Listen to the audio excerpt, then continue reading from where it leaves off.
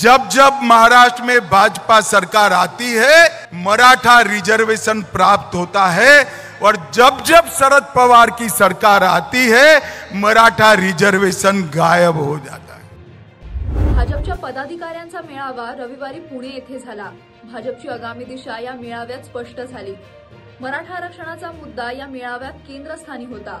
केंद्रीय गृहमंत्री अमित शहा आणि राज्यातील भाजपचे नेते देवेंद्र फडणवीस या दोघांनीही या मुद्द्यावरून तुफान फलंदाजी करत या विषयावर पक्षाची भूमिका ठेवली। भाजपच्या पुणे येथील मेळाव्यात केंद्रीय गृहमंत्री अमित शहा यांनी केलेला हा हल्लाबोल। अमित शहा यांनी या मेळाव्यातून विधानसभेचे रणशिंग फुंकले आहे। शिवाय मराठा आरक्षणाच्या विषयात थेट शरद पवार यांना आरोपीच्या पिंजऱ्यात उभं केलंय।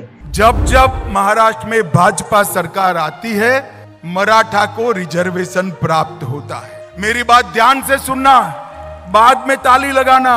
जब जब महाराष्ट्र में भाजपा सरकार आती है मराठा रिजर्वेशन प्राप्त होता है और जब जब शरद पवार की सरकार आती है मराठा रिजर्वेशन गायब हो जाता है। मराठा आरक्षणाच्या संदर्भात अमित शहा यांनी 2014 पासूनची आकडेवारी सादर केली। 2018 साली देवेंद्र फडणवीस यांच्या कार्यकाळात मिळालेले आरक्षण, त्यानंतर महाविकास आघाडीच्या काळात आरक्षणाचा उडालेला बोजवारा आणि पुन्हा महायुतीच्या काळात मिळालेले आरक्षण यावर शहा यांनी प्रकाश टाकला। 2014 में महाराष्ट्र में मराठा रिजर्वेशन आया, सुप्रीम कोर्ट तक ठीक गया। किसकी सरकार थी 14 में बताइए जरा, अरे जोर से बोलो, किसकी सरकार थी? भाजपा सरकार थी। देवेंद्र फडणवीस हमारे मुख्यमंत्री थे। हमने मराठा रिजर्वेशन देने का काम। 20 में शरद पवार की सरकार आई, मराठा रिजर्वेशन गायब हो गया। हम आए फिर से, हमने अभी भी मराठा रिजर्वेशन देने का काम किया है। शरद पवार की सरकार आएगी तो मराठा रिजर्वेशन फिर से गायब हो जाएगा। भाजपच्या मेळाव्यात सर्वाधिक आक्रमक झाले ते उपमुख्यमंत्री देवेंद्र फडणवीस। तुमची भूमिका स्पष्ट करा असं खुलं आवाहन देऊन त्यांनी शरद पवार, उद्धव ठाकरे आणि नाना पाटोले यांची चांगलीच कोंडी केली आहे। महाराष्ट्राचे राजकारण पुढील काही काळ मराठा आरक्षणाच्या भोवती फिरत राहणार आहे। सध्या सुरू असलेल्या मराठा आरक्षण आंदोलनामुळे सर्वपक्षीय नेत्यांची राजकीय कोंडी झाली आहे।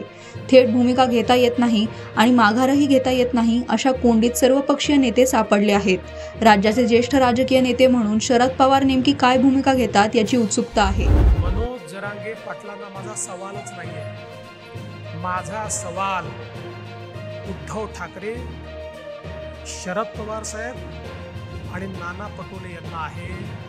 आणि सोपा सवाल आहे की तुम्ही एकदा हे जे आंदोलन चाललेलं आहे या आंदोलनामध्ये तुमची भूमिका स्पष्ट करा। तुम्ही सांगा की मराठा समाजाला ओबीसी मध्ये आरक्षण देण्याकरता शरद पवार साहेब, उद्धव ठाकरे साहेब आणि नाना पटोले साहेब तुमचं यश आहे का, तुमचं समर्थन आहे का? एकदा हे स्पष्ट करा। ही दुटप्पी भूमिका सोडा। चित भी मेरी, पढ़ भी मेरी, खड़ा तो मेरे बाप का, ही जी भूमिका तुम्ही मांडताय ही सोडा। या ठिकाणी मराठ्यांनाही वेडं करायचं, ओबीसींनाही वेडं करायचं, दोघांनाही झुंजवत ठेवायचं, दोघांनाही भांडत ठेवायचं। अरे आम्हाला तर शिव्या खायची सवय आहे, आम्ही घाबरत नाही। आणि समाजाला न्याय देण्याकरता किती शिव्या खाव्या लागल्या तरी आमची त्याची तयारी आहे, पण तुमचा बुरखा फाडल्याशिवाय राहणार नाही।